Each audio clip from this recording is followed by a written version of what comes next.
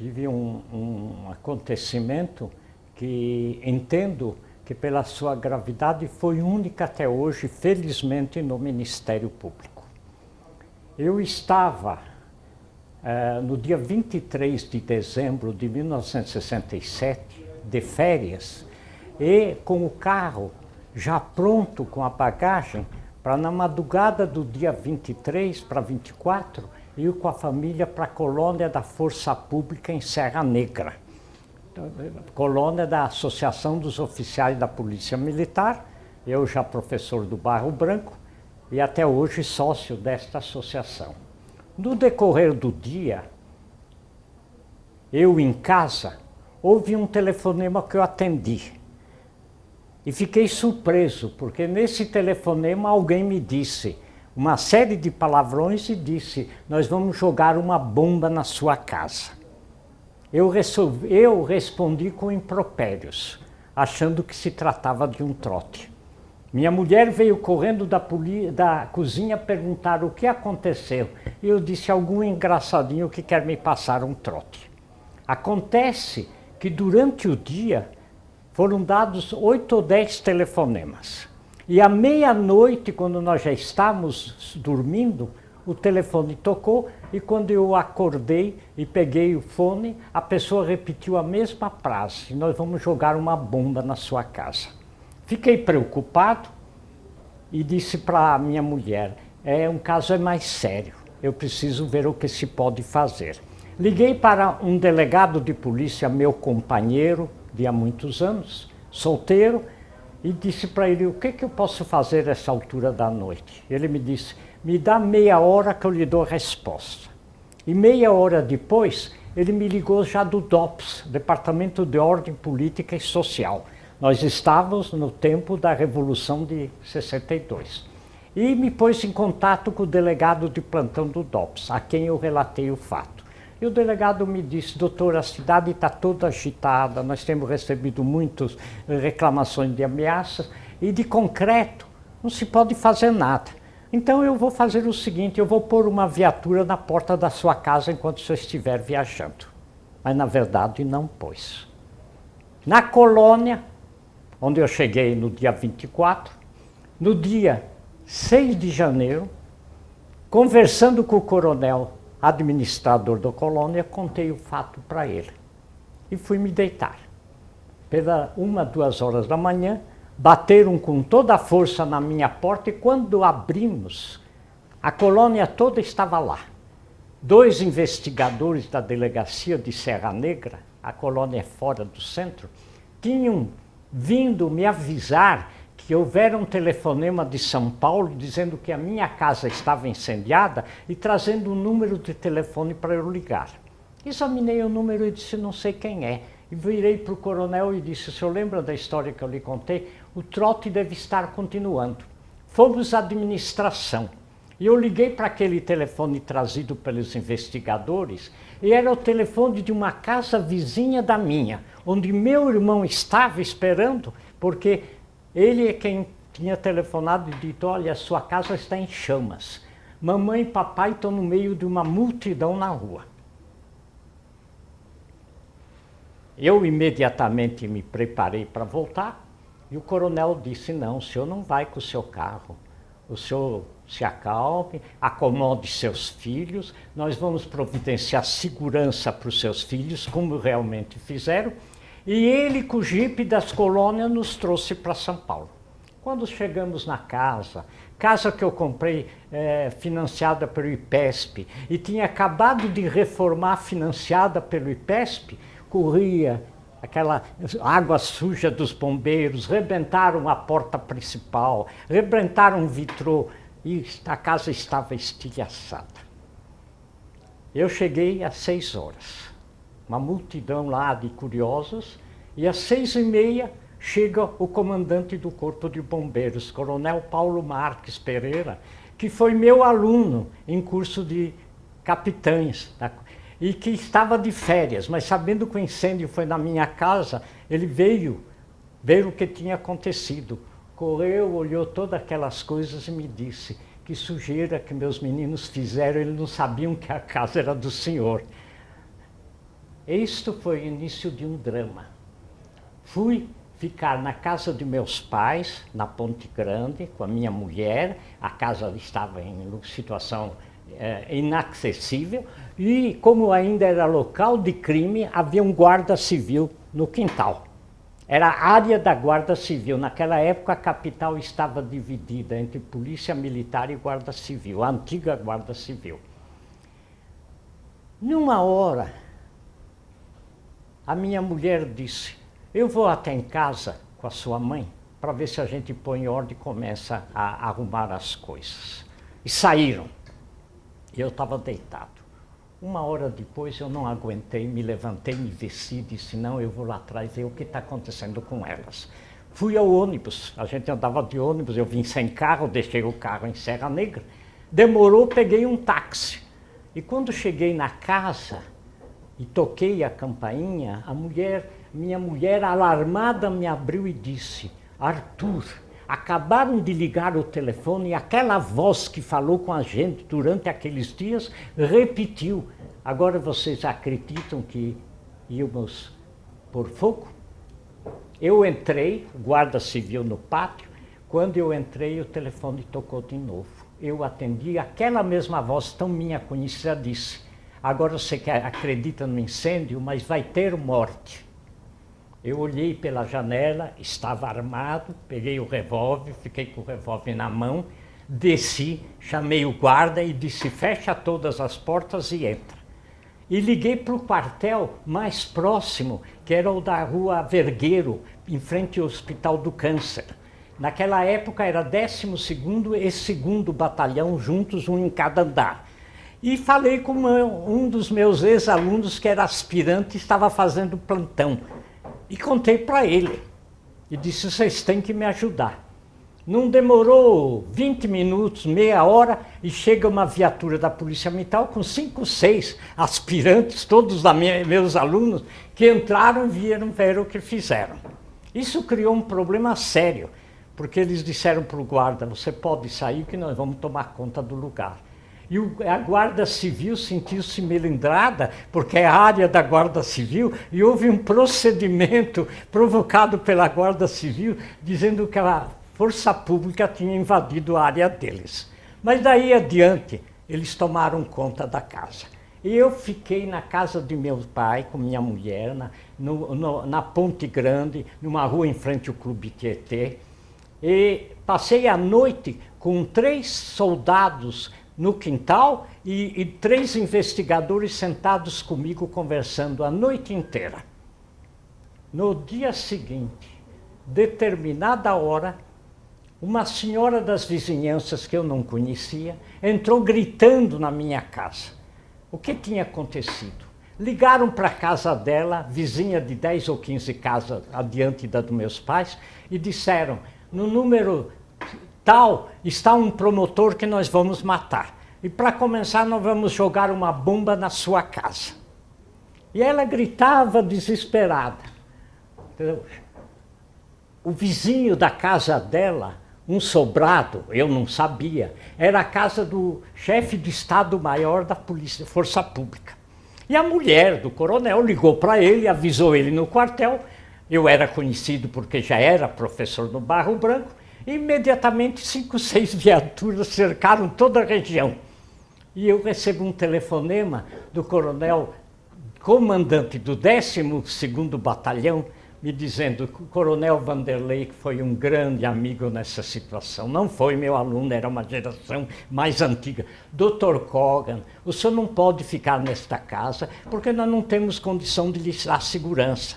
Eu já mandei preparar o apartamento meu de comandante para o casal. E vou esvaziar um quarto e vou preparar um quarto para os seus filhos. E já vou mandar um oficial com um soldado para a Serra Negra para trazê-los. E aí começou a proteção que a então Força Pública, hoje Polícia Militar, me deu, integral. Um carro da Polícia Militar, uma C-14, com 10 soldados armados e um aspirante, filho de um juiz, Marzagão Barbuto, de metralhadora, vieram nos buscar na Ponte Grande para levar para o quartel. o bairro todo na rua, minha mãe colheiras enormes. Nós entramos na parte de cima, os 10 soldados, 5 de cada lado, e o tenente, o aspirante, me disse, eu vou ficar com a metralhadora atrás do senhor, porque é carro aberto e nós vamos passar todo o centro. Aí minha mulher me disse, a maior vergonha da minha vida, nós estamos em época de revolução e me vendo cercado de soldados, vão dizer que nós somos terroristas. E entramos no quartel da Rua Vergueiro. Esse quartel, que hoje é o 11º, era 12º na época, fechou os portões e durante um mês e meio, nós permanecemos no quartel, com portões fechados, segurança reforçada, o apartamento do coronel no térreo tinha um vitrô, um soldado de metralhadora embaixo do vitrô, porque havia uma construção mais adiante, e começou a nossa amargura. Todo dia, meia-noite, havia um telefone só no quartel. Um soldado ficava de plantão no telefone. Todo dia, meia-noite, ele recebia um telefonema de alguém que queria falar com quem estava de serviço. Era um tenente ou um aspirante.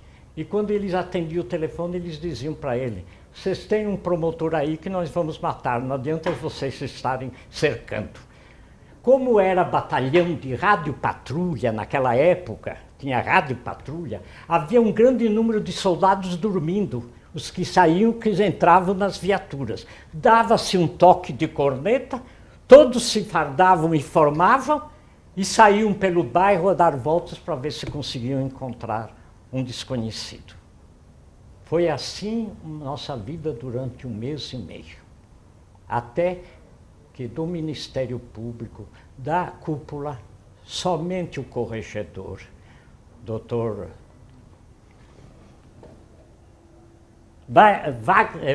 Werner Rodrigues Nogueira, um grande nome que passou pelo Ministério Público, um baiano que a Bahia nos cedeu, era corregedor, chega no quartel à meia-noite e me diz, Kogan, corri todos os batalhões da capital, ninguém queria me dizer onde você está, até que te localizei.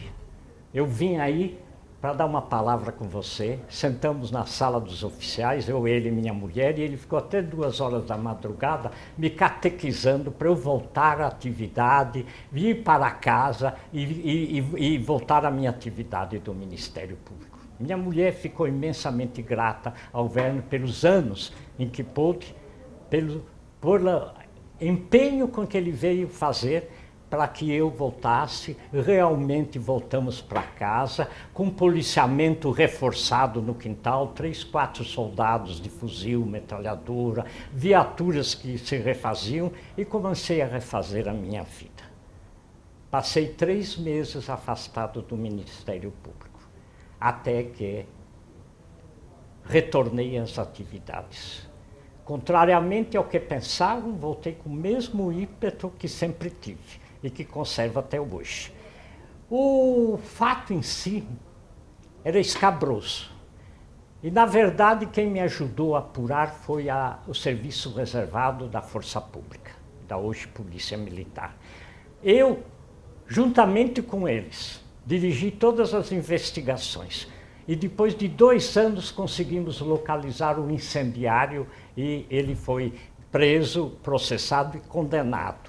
E explicou que entrou pela nossa casa, uma janelinha que tem para o quintal, pequenininha, que estava aberta porque era um vitrozinho, ele passou um menor de 12 anos que nós localizamos e que encontramos com ele uma correntinha que era da minha família. E teve situações muito graves. Envolvido no fato um escrivão de polícia, que cheguei a ele e requeria o diretor da Caixa Econômica do Estado, Dr. João Cruel, irmão do general Cruel, que na época foi ministro do Exército e estava como comandante do 2º Exército. Eu pedi a ele, não me atendeu pessoalmente, mas pôs o chefe do gabinete à minha disposição e disse para ele, as nossas investigações indicam que esse escrivão é intermediário do incêndio. Ele e a mulher dele são marginais, são mal vistos da polícia. E eu quero fazer o levantamento das cartelas de penhores que ele tem na Caixa, porque eu sei que ele tem muitos penhores na Caixa. Eles marcaram o dia e a hora. E quando chegamos, eu, minha mulher e a minha Sulamita, que na época tinha 3 ou 4 anos, havia uma sala reservada para nós. O doutor Cruel suspendeu o expediente da sessão de penhores para que todos se empenhassem em me ajudar a verificar essas cartelas. Então fez-se uma mesa como esta, em que nós estamos, eu, minha mulher, a Sulamita, 2 funcionários do outro lado e todos os funcionários da sessão cercando as salas, uma multidão para acompanhar o que estava acontecendo. E hora, mais de hora, 2 horas, eles iam levantando cartelas e mostrando. Eu levei minha mulher porque joia ela queria reconhecer. Não, não é meu, não, não é meu. De repente ela deu um grito, meus brincos, e começou a chorar. Foi uma cena dramática. Brincos da minha mulher penhorados em nome deste escrivão. Consegui a demissão dele a bem do serviço público com 29 anos de serviço. Instauramos o processo crime. Cheguei ao incendiário, que era um marginal da favela do Vergueiro, que hoje não existe, que ficava onde hoje é Jardim Clabim. Cheguei a ele e ele foi condenado. Vem a pergunta, e o autor intelectual? Cheguei a ele. Não dá para indicar. Pessoa de alta posição, com muitos galardões, que eu prestei declarações, indicando aos seus superiores o fato que ele tinha publicado, estava na reserva, general da reserva, demitido como capitão, reintegrado judicialmente, que passando para a reserva chegou a estes galões que hoje não poderia ter, e que era ligado à mulher e ao escrivão, e que através deles trataram este marginal da favela, que foi quem fez o furto e o incêndio. O incêndio foi localizado em um quarto que era da minha sogra, fizeram um pacote de roupas e puseram fogo. E abriram todas as portas. Felizmente a minha biblioteca, que é o quarto pegado até hoje, hoje eu tenho quase 2.000 volumes, naquela época eu teria, digamos, a metade, tem uma parte preta. Se o incêndio tivesse chegado até esse quarto, o quarteirão inteiro iria embora. Essa é a história do meu incêndio. Há detalhes que não convém revelar, entendeu? São fatos que ficam na história que eu relatarei para os meus pósteros.